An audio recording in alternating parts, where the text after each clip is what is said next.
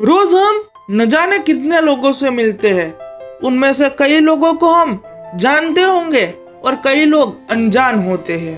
तो आज मैं उन्हीं लोगों के बारे में एक कहानी सुनाने वाला हूँ, तो ध्यान से सुनना।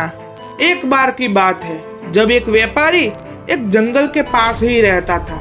वो जंगल के पास रहता था, इसीलिए वो जंगल के सारे जानवरों के बारे में जानता था।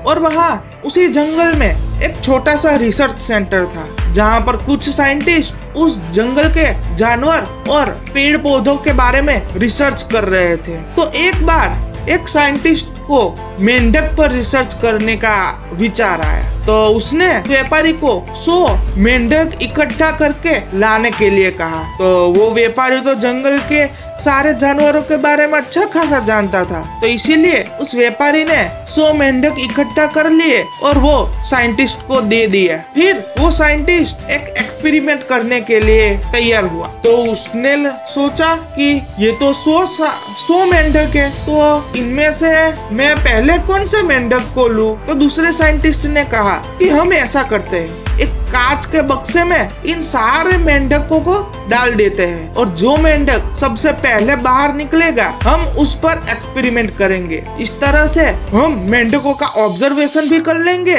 और एक्सपेरिमेंट भी हो जाएगा। तो उस साइंटिस्ट ने कहा कि बात तो सही है। तो फिर उसने एक कांच के बक्से में उस सारे मेंढकों को डाल दिया और ऊपर से उसका ढक्कन खुला रखा, जिससे कि मेंढक उस बक्से में से बाहर आ सके। लेकिन जब वो साइंटिस्ट ऑब्जर्वेशन करने के लिए बैठे, तब उन्होंने ऑब्जर्व किया कि जैसे ही पहला मेंढक ने कूद के बाहर जाने की कोशिश की, दूसरा उसको गिरा देता था, दूसरा ऐसे करता तो तीसरा गिरा देता था। ऐसे ही ये मेंढकों की फाइट बहुत अच्छी चली। इन साइंटिस्ट को भी मजा आने लगा ये देखने में। ऐसे ही ये पूरा दिन तो बीत गया। फिर दूसरे दिन वो साइंटिस्ट फिर इकट्ठा हुए एक्सपेरिमेंट करने के लिए, लेकिन उन्होंने देखा कि ये तो पूरी रात में भी एक भी मेंढक बाहर नहीं आया। तो वो साइंटिस्ट ऐसे ही बैठ गए आज भी, और ऐसे ही 4-5 दिन बीत गए और उस बक्से में से एक भी मेंढक बाहर नहीं आया, क्योंकि जैसे ही एक मेंढक बाहर निकलने की कोशिश करता,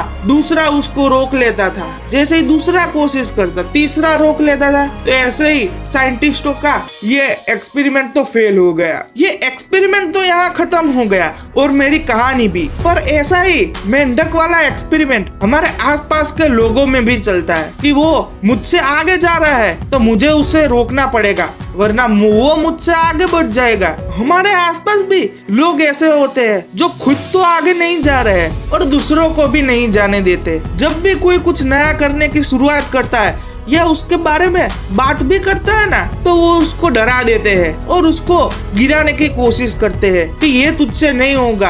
अरे तू बिजनेस के बारे में तो सोच ही मत, बिजनेस में तो बहुत बड़ा रिस्क है, वो बिजनेस में पैसे डूब गए तो।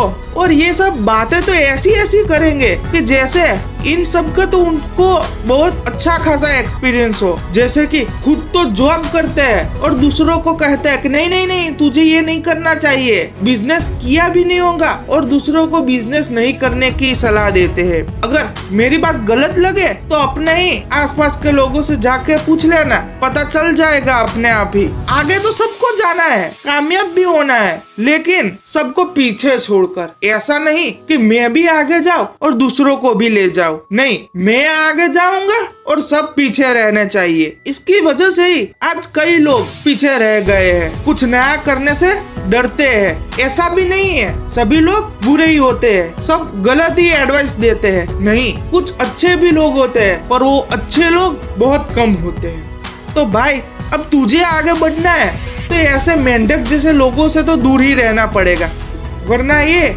ना तो खुद आगे जा रहे हैं ना तुझे जाने देंगे। अब मेरा तो बस यही काम था कि आप लोगों को इस मेंढक जैसी सोच वाले लोगों के बारे में बताऊं। अब ये तुम्हें सोचना है कि तुम्हें भी उस मेंढकों की तरह रहना है कि आगे बढ़ना है और कामयाब होना है। अगर कहानी जरा सी भी अच्छी लगी तो लाइक, शेयर एंड सब्सक्राइब जरूर कर देना। Good bye.